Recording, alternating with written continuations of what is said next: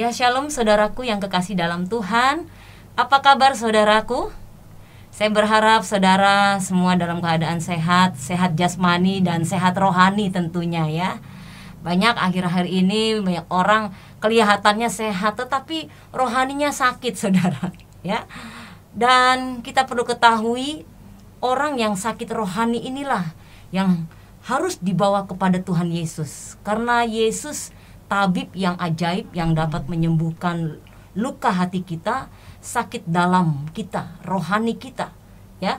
Melalui apa saudara? Melalui firman Tuhan, melalui kesaksian-kesaksian yang dialami oleh hamba-hamba Tuhan yang dipanggil Tuhan Yesus dengan berbagai cara, ya, saudaraku. Nah, saat ini juga saya kedatangan tamu yang luar biasa dari daerah yang tidak asing lagi, Tuan Tane. Nah, kalau orang sana bilang Tuan Tanah ya. Dia sudah menjadi anak raja di atas segala raja. Dia sudah memiliki kerajaan Allah ya, sehingga tidak jadi Tuan Tane lagi, jadi anak ahli warisnya yang luar biasa.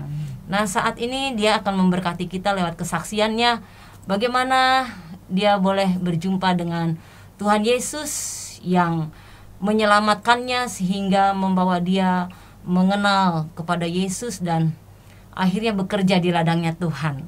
Ya saudaraku, mari kiranya melalui J Salat Ministry ini saudara diberkati dimanapun saudara berada ya. Amen. Baik yang ada di dalam negeri maupun di luar negeri ya, dari Australia, dari Amerika, dari Belanda saya percaya, dan dari Malaysia, semua menonton tayangan ini ya. Ada rekan-rekan kita rupanya di sana, hamba-hamba Tuhan juga yang melihat tayangan ini dan selalu mendoakan kami J Salat Ministry. Amen. Sehingga semua ini berjalan boleh lancar demi hormat dan kemuliaan nama Tuhan. Amen.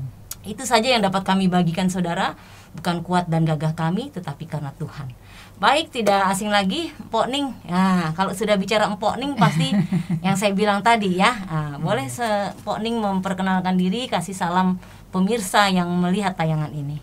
Shalom Bapak Ibu Saudara yang sedang menonton ini. Ya, sehat selalu, tetap semangat di dalam Tuhan meskipun situasi tidak mengenakan, tapi kita tetap semangat karena ada Tuhan di dalam hidup kita. Amin, amin. Ya.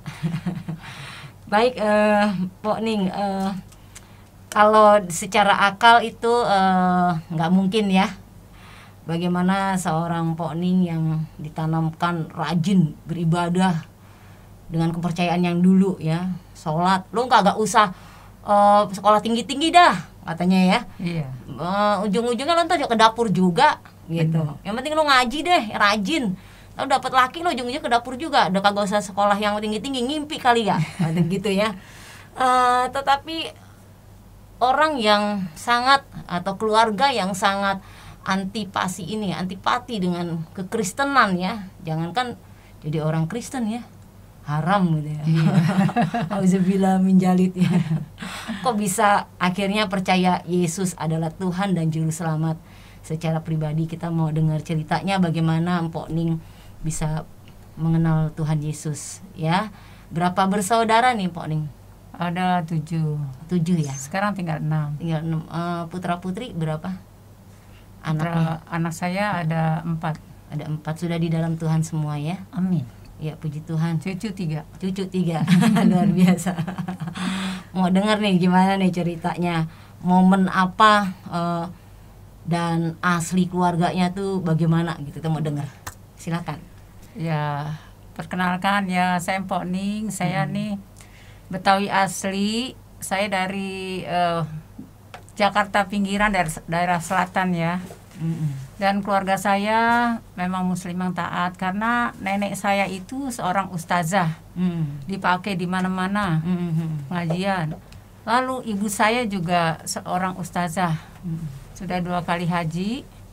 Dan kita boleh bergaul dengan siapa aja, tapi jangan dekat-dekat dengan yang namanya Kristen. Haram. Tapi sekarang harum. Sekarang harum. Ya. Jadi dari kecil saya sekolah aja, waktu SD saya 2 sekolah, pagi SD, sore madrasah itu harus. Iya. Dan tiap sore itu habis maghrib kan ada pengajian, jadi anak-anak belajar mengaji. Kadang-kadang saya juga disuruh mengajar yang kecil-kecil. Iya, iya, iya. Karena kamu harus ajar yang kecil-kecil. Dan saya nggak pernah mikir bahwa saya akan seperti sekarang ini. Iya. Percaya kepada Yesus. Saya tahu karena Kristen itulah kafir. Pokoknya di luar agama saya semua kafir. Iya, iya, iya. Tapi saya orangnya ingin sekali bergaul dengan siapa saja, mau orang Chinese, orang apa, Chinese merayakan apa saya datang. Tapi untuk kekristenan saya agak kurang gitu ya. Dan akhirnya singkat cerita, saya bekerja, saya bertemu dengan suami saya yang sekarang itu. Memang saya sebelumnya berdoa, saya bilang Tuhan, kalau Tuhan kasih jodoh, berilah saya suami yang betul-betul sayang sama saya. Jadi bukan karena cinta aja gitu, tapi betul-betul sayang. Akhirnya Tuhan kasih, tapi dia agamanya Kristen. Bertentangan. Iya, namanya sih kayak nama Islam. Ternyata, aduh, nyaru dong. Gimana ini saya? Akhirnya mama saya juga bilang sama saya, gantengnya dia, setianya dia, keadaan ekonominya dia yang bagus itu. Tapi cuma satu, agamanya yang mama nggak bisa ngizinin kamu. Ya, tapi dengan berbagai inilah, memang udah jalannya Tuhan. Saya mungkin Tuhan memang sudah dari kandungan ibu saya udah dipilih bahwa dia menyelamatkan hidup saya. Amin. Akhirnya saya bisa menikah. Nah, itu cara menikahnya dulu gimana tuh? Masing-masing atau gimana ceritanya nih? Pokoknya menikahnya sebenarnya 2 kali. 2 kali, waduh, cilaka 12 nih. Secara Islam dan secara Kristen. Pokoknya pada saat itu yang penting agama baik gitu ya pokoknya ya. Padahal bertentangan sekali. Orang tua suami saya seorang majelis, ibu saya mereka semua, awas kalau kamu sampai menikah dengan lebih baik saya mati. Ibunya bilang begitu. Ibu saya pun begitu juga. Kalau kamu menikah sama dia, langkahin dulu mayat saya. Aduh, sama-sama keras. Sama-sama keras, tapi saya berdoa. Tapi ya pokoknya singkat cerita saya menikah. Di dalam pernikahan itu saya merasakan aneh ya. Hidup di dalam kekristenan beda sekali karena saya tinggal dengan mertua.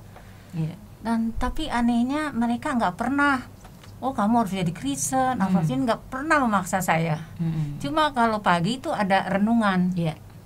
Jadi sebelum kita makan pagi, di meja makan kita baca dulu firman Tuhan. Itu kebiasaan mertua saya. Mau nggak mau saya menghargai, menghormati, saya baca. Waktu baca kok mirip ya. Tapi pas baca Ismail, loh kok ini Ishak yang dikorbankan bukan Ismail. Banyak firman Tuhan yang menegur saya. Terus ada juga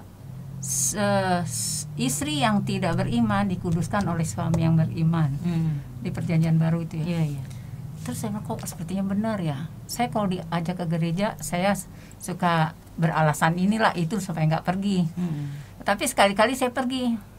Tapi saya dengan muka yang cemberut, ya saya sih temenin kamu aja ya, saya bilang gitu. Udah. Tapi waktu di gereja saya gini, kok kayaknya benar ya apa yang kalau kita diceramahin, kok benar ya, bagus gitu. Tapi saya nggak mau bilang, saya gengsi dong karena saya juga pengen suami saya ikut saya. Malah saya sering mengata-ngatai dia, aduh nggak ada tuh yang namanya Tuhan Yesus. Ada juga Isa Al-Masih. Itu Nabi Isa Al-Masih yang ke-24.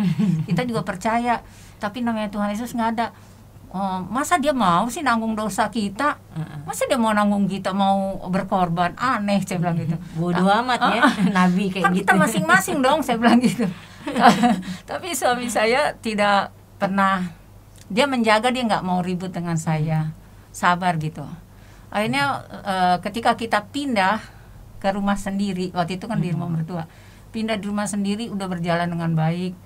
Dan itulah puncaknya setelah 5 tahun pernikahan, saya pindah ke daerah luar, daerah Cibinong ya. Disitulah saya merasakan ketakutan yang luar biasa.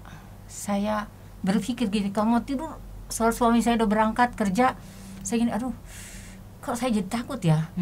aduh Tuhan, kalau saya mati, saya kemana ya? Saya dibilang Islam, saya sudah tidak melakukan sholat, ngaji. Dibilang Kristen pun saya enggak, karena belum bisa hati saya. Saya enggak mau jadi orang Kristen. Gimana ini ya? Nah, saya ambil keputusan karena saya masih ada mukena apa semua. Saya sholat lah. Aduh, saya berdoa sampai nangis-nangis. Saya bilang, karena saya takut takut masuk neraka, itu aja. Iya. Karena pesan mama saya, ya saya biar orang Betawi manggilnya mama ya. Betawi modern. Enggak bapak saya kan Abri.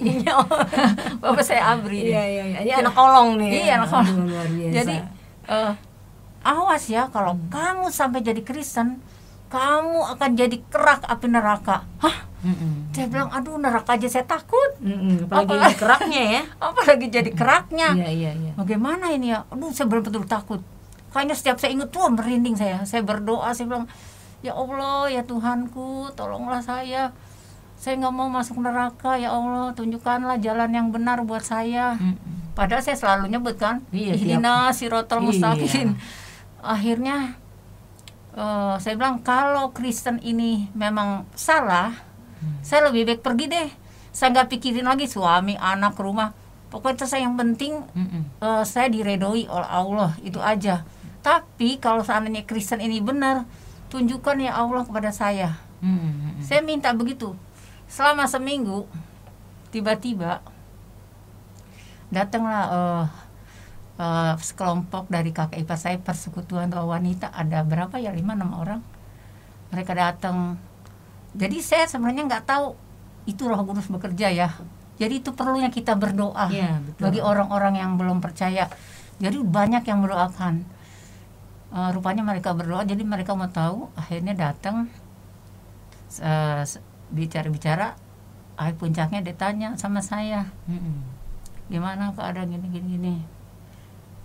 Punya Alkitab nggak? Ada sih Alkitab suami, saya bilang gitu. Coba deh ambil. Ada masalah apa nggak sekarang? Saya cerita bahwa saya lagi ketakutan ini. Saya takut masuk neraka ini.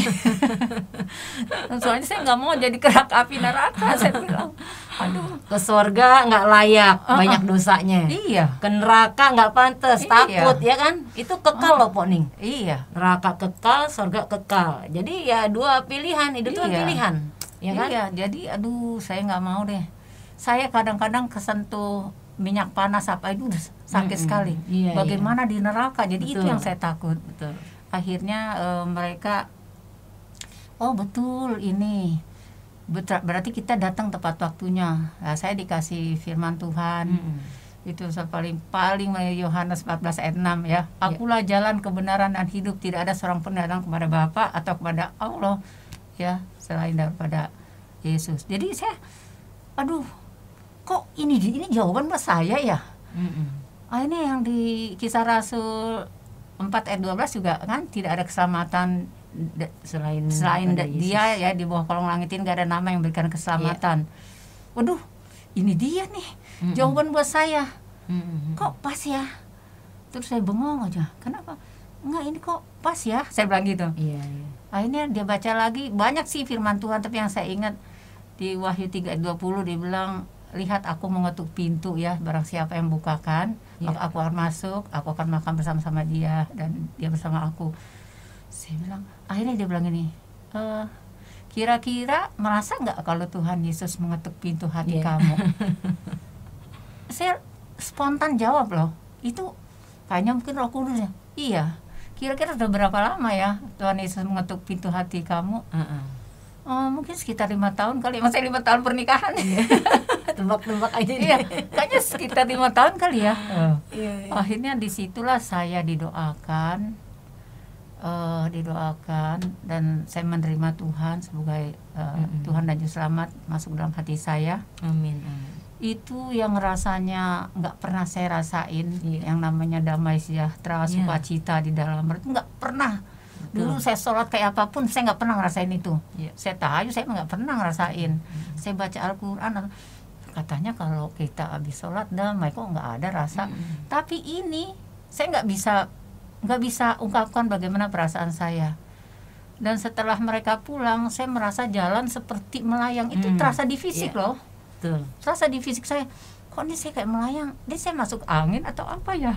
Sampai saya minta yang jaga anak saya, tolong deh, mungkin digosokin saya. Dia baru main, enggak jadi. Wah, saya baru terima Tuhan Yesus tadi ya. Wah, saya lari, saya ambil Alkitab. Itu karena sudah pernah baca, saya baca perjanjian lama ini masih ini, saya baca perjanjian baru. Itu yang namanya begitu baca, aduh, saya sedih. Aduh, saya rasanya, aduh Tuhan, ampuni saya.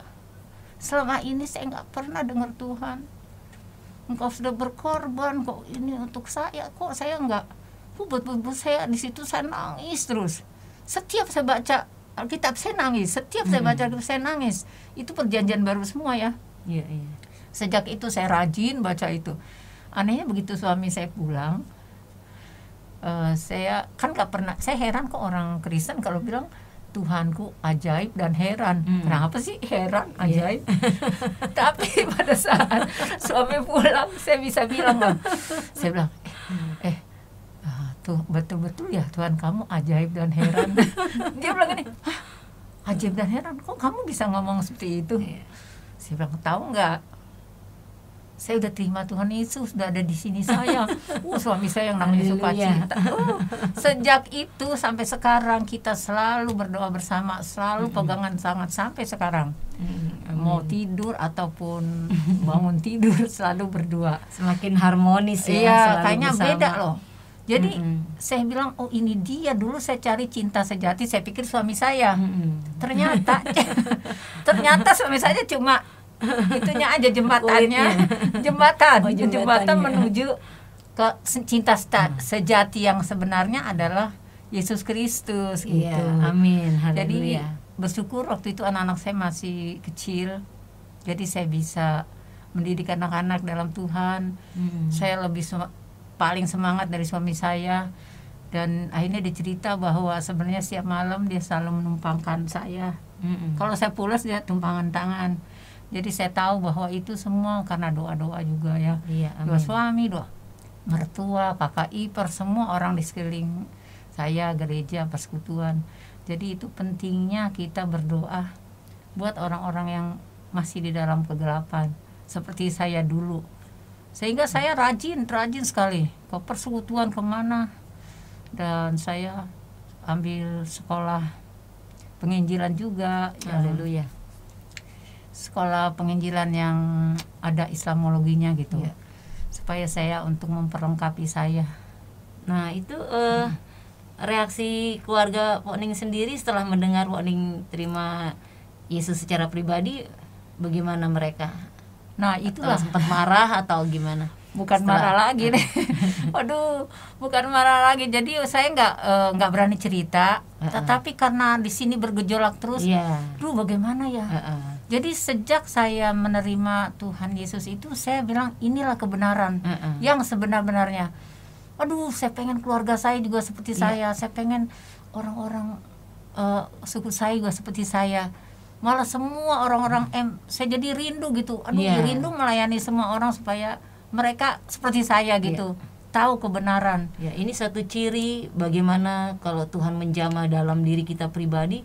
Cirinya satu, ada sukacita. Iya, betul. Yang kedua, ada rasa damai yang luar biasa ya. Iya, betul. Dan dengan sukacita itu kita pengennya mengabarkan kabar baik itu ya. Bila perlu sehari itu udah terus berjumpa dengan orang yang harus kita cerita ya. Ya ini memang satu ciri satu anak Tuhan. Ketika dia menerima jamahan Tuhan, pasti ada roh yang menyala-nyala ya, ada kerinduan gitu ya. Terus lalu saya belum berani nih, kan mama saya usaha Kak. Iya. Bagaimana dia di hadapan orang-orang, murid-muridnya, pengajian-pengajiannya. Akhirnya saya setiap keluarga saya datang, adik saya cerita. Saya udah terima Tuhan gini. Saya spontannya cerita. Kalau terima dia kita selamat gitu. Pokoknya saya belum mengerti cara penginjilan kayak bagaimana karena masih baru. Pokoknya sukacita aja ya. Arogan lah gitu. Terus adik saya cuma jadi kalau dia mau pulang, sini saya doain dulu.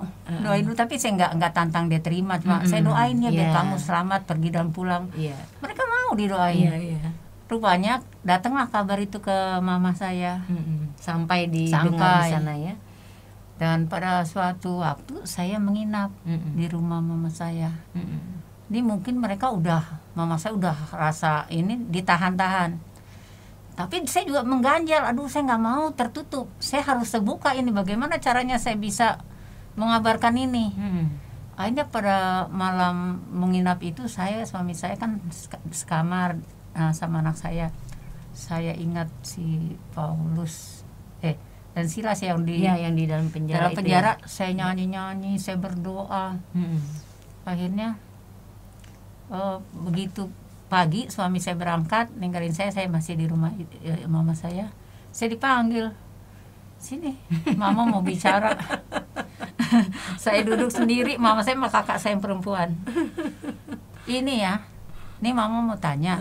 Dia manggil saya, nama saya ini udah jadi Kristen, udah ngikut Tuhan, ngikut Yesus Kristus, kata udah dia. jadi Kristen loh. tapi kalau kita walaupun kita orang Betawi, mama saya nggak pernah ngomong lu sama anak. Masih rasa hormat ya. Masih hormat. Kamu udah jadi Kristen ya? Terus kata kakak saya bilang iya. Tuh mah dia udah kena sihir tuh. Dia bilang saya kena sihir. Tuh kena sihir tuh. Mama saya malah bilang ini, ih bukan sihir, emang dia udah percaya tuh sama Yesus Kristus. Mama saya begitu. Iya saya bilang, saya udah percaya. Kalau begitu, sampai gini meja, kalau begitu mama bilang lebih baik kamu mati muda. Saya dikutuk, lebih baik kamu mati muda daripada kamu jadi Kristen. Saya bilang, ma jangan mengutuk begitu dong, gak baik.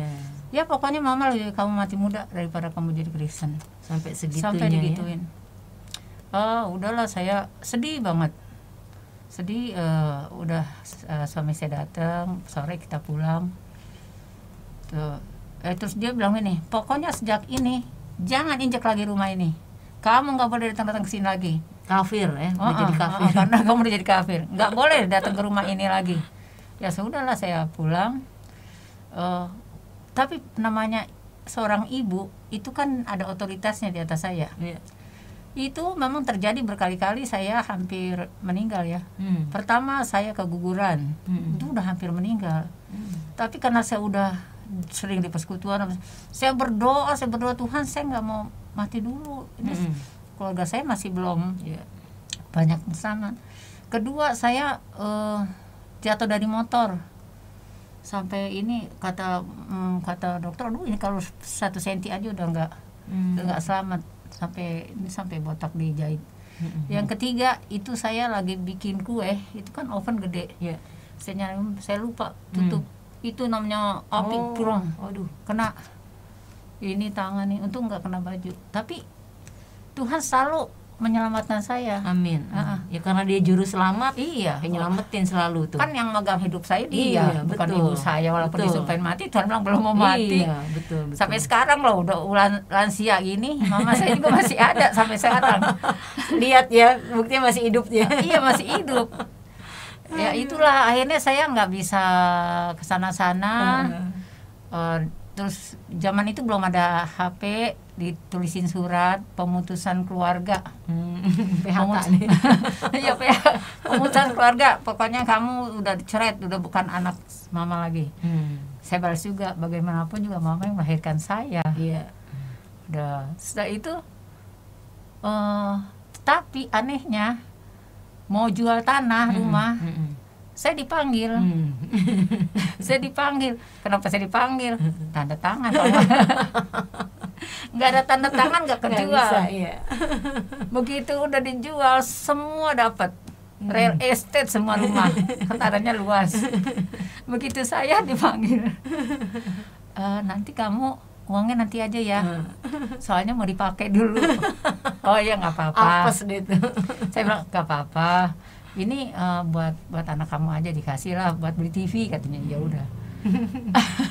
Saya jadi kadang kalau inget ketawa. Tapi suatu hari adik saya yang perempuan datang ke saya, jadi hubungan kita udah agak lebih terbuka. Dia baru kasih tahu bahwa sebenarnya Kak Ining tuh udah nggak dapat warisan lagi, karena kan udah jadi Kristen. Saya bilang, kenapa mesti saya tanda tangan kalau nggak dapat? Dibohongin nih.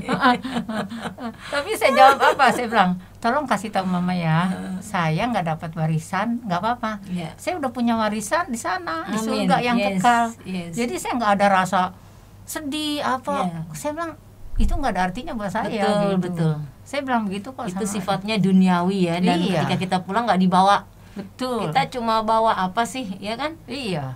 Ya paling bersyukur pakein jas, yang perempuan dipakein kebaya, Iya. ya gaun. Itu doang. Kita Karena juga kan dimakan kita- ngengat. Nah, karena kita mau ngadep raja ya kan, didandanin gitu, nggak Iya. bawa rumah kita, Iya betul. nggak bawa duit kita, ya kan? Iya. Gitu. Memang harta dunia tuh tidak berguna, Iya. ya.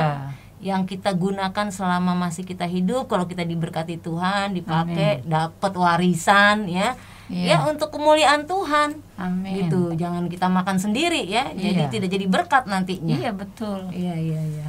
Ya itulah, jadi tapi mereka melihat kehidupan saya yang berubah dalam segala hal. Jadi sebenarnya kakak, adik, ipar semua penasaran juga, sampai tanya-tanya Yesus itu siapa, Yesus. Iya. Saya jelasin. Iya, iya, iya. Tapi karena mama saya orang yang dihormati, semua orang tahu di sana lah. Jadi mereka nggak berani. Tetap ada satu keponakan yang saya sudah layani, sudah terima, ya balik lagi karena nggak berani. Iya, Dan memang.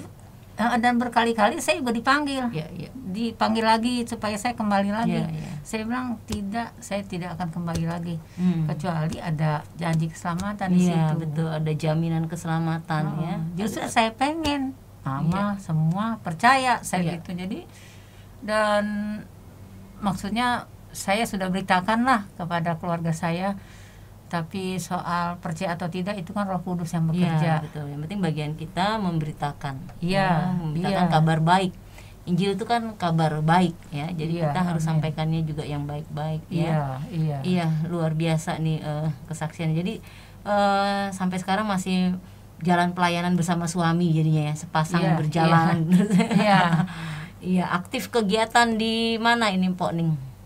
Ya aktif, ya penginjilan, ada juga musik Gambang Kromong. Iya, Kita mau karena di Mazmur 150 kan juga kalau kita memuji Tuhan dengan alat itulah yang berdentang, yang Iya. berdenting, ya itu dia Gambang Kromong. Nah. Jadi cocok juga. Ya, gitu. nanti merger sama saya, Iya. kita melayani Tuhan sama-sama Iya. change ya. Kan Untuk- Wahyu 7 ayat 9 bilang bahwa penglihatan Yohanes dibilang bahwa semua suku, kaum dan bahasa akan berdiri di hadapan tahta. Iya, iya. Nah, itu termasuk ya suku saya ada di situ. Iya, iya. Dengan Gambang Kromongnya. Amin, amin. Wow, luar biasa dahsyat nih Mpok nih. Iya. Sungguh sangat memberkati saya ya, secara pribadi saya terinspirasi nih. Nanti saya kapan-kapan undang Gambang Kromongnya ya. Oh, boleh, boleh.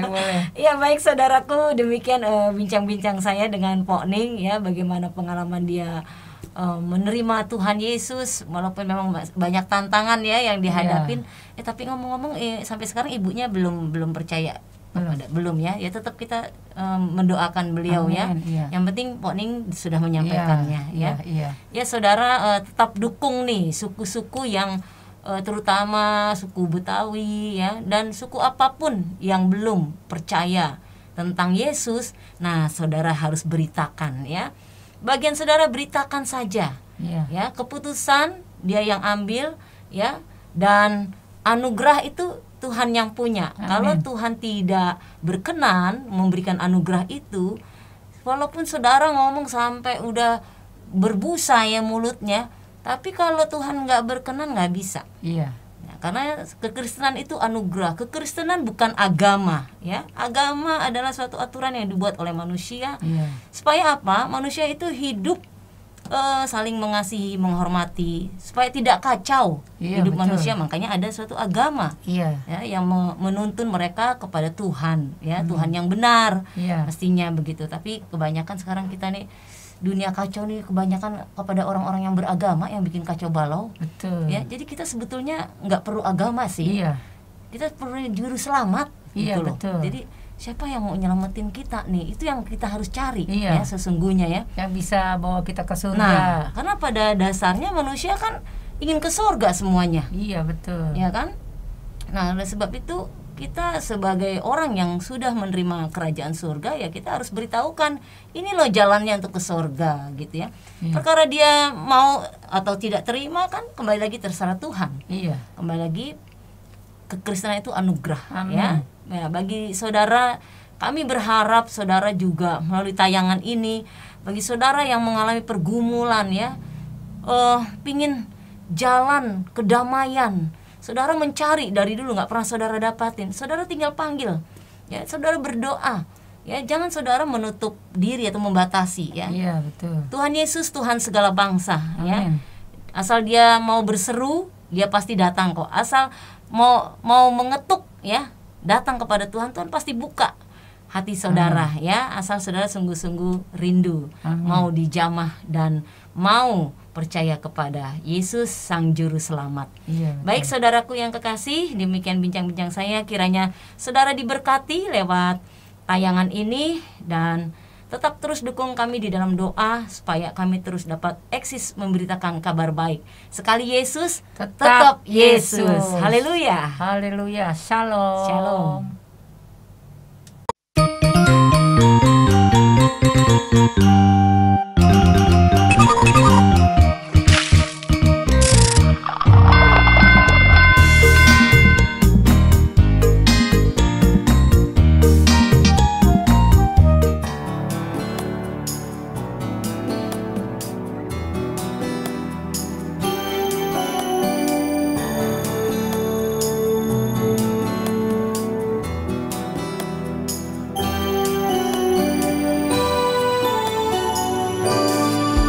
Ketika ku kenal Isa Al-Masih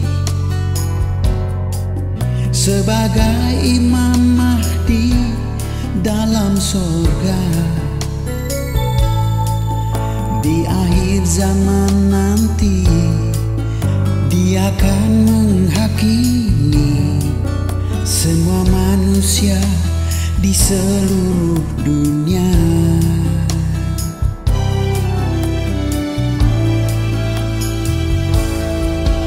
Kini ku telah tahu Isa Al-Masih, Dia terkemuka di dunia dan surga. Dialah terang dunia, sumber kehidupan manusia, memberikan jalan keselamatan.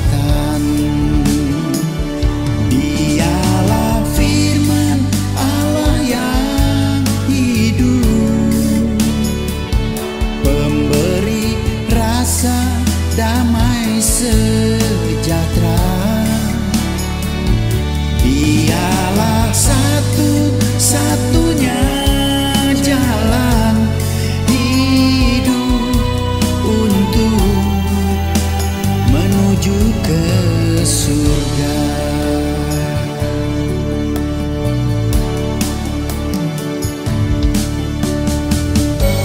Isa Al-Masih berkata, "Akulah jalan dan kebenaran dan hidup.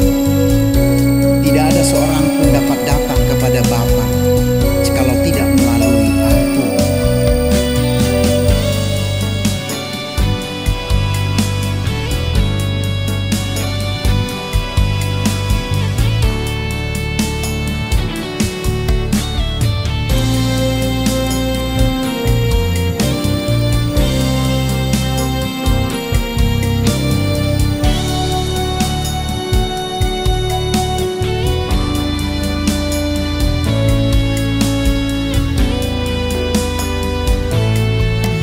Kini ku telah tahu Isa Al-Masih, Dia terkemuka di dunia dan surga. Dialah terang dunia, sumber kehidupan manusia, memberikan jalan keselamatan.